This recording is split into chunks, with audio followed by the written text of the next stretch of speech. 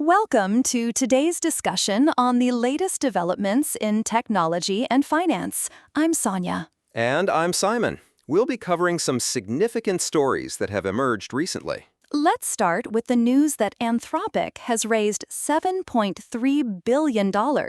Isn't the figure we are looking for. It is actually $65 billion at a post-money valuation of $965 billion.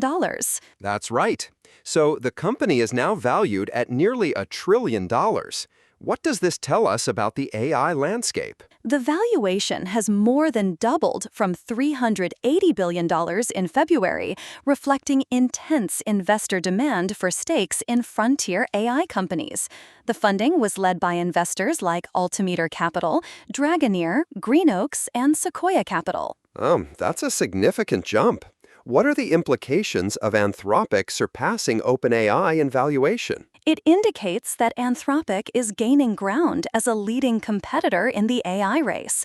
The company is focusing on bolstering its computing capacity to meet growing demand for its chatbot, Claude. So the demand for Claude is driving this growth.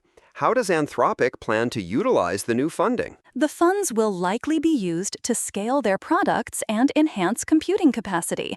The reporting suggests that Anthropic is preparing for a likely Wall Street debut. That's an interesting development. Now, let's move to another story. U.S. stocks are continuing their upward trend, with the S&P 500 rising 0.2% on Friday. Dell Technologies saw a significant surge, with its stock soaring 31% after the company reported profits that exceeded expectations. Dell's performance was certainly a highlight. What factors contributed to this surge? The company raised its outlook, citing powerful demand for AI computing. This seems to be a recurring theme, with AI driving growth in various sectors. That's right. The Dow Jones Industrial Average added 240 points, and the Nasdaq Composite also saw gains. What's driving this overall market optimism? The reporting suggests that investors are responding positively to the strong earnings reports from tech companies like Dell. The market is also coming off 6 gains in a row and is headed for a 9th straight winning week. That's quite a streak.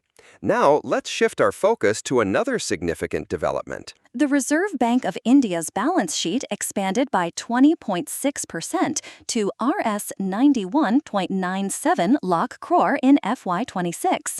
The growth was driven by a surge in the value of the central bank's gold holdings and a sharp rise in domestic investments. That's a substantial increase. How did the gold rally impact the RBI's balance sheet? The value of the RBI's gold reserves surged sharply during the year, contributing significantly to the balance sheet expansion. Additionally, gains on forex transactions rose 52% to 1.7 lakh crore. So, the RBI's financial position has strengthened.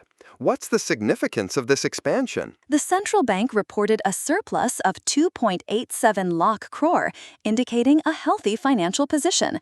This could have implications for monetary policy and liquidity management. That's a complex area.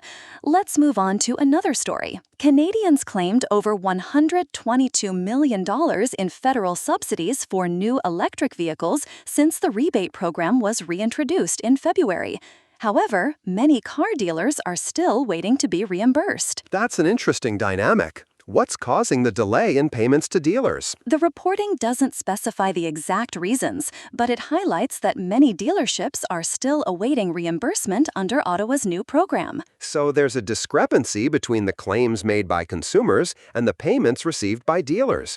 How might this affect the EV market? The delay could potentially impact dealer sentiment and their ability to promote electric vehicles. It might also affect consumer confidence in the program. Right. And now let's look at another development in the EV space. Tesla has launched the 2026 Model Y premium rear-wheel drive in India, priced at Rs 50.89 lakh. This is the company's most affordable offering in the country so far. That's a significant move.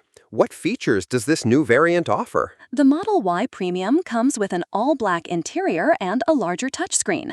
It also offers impressive storage and seating for 5, along with quick acceleration and a good driving range. That sounds like a competitive offering.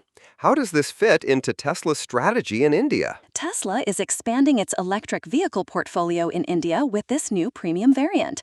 The launch indicates growing consumer interest in premium EVs in the country. So, Tesla is responding to that demand.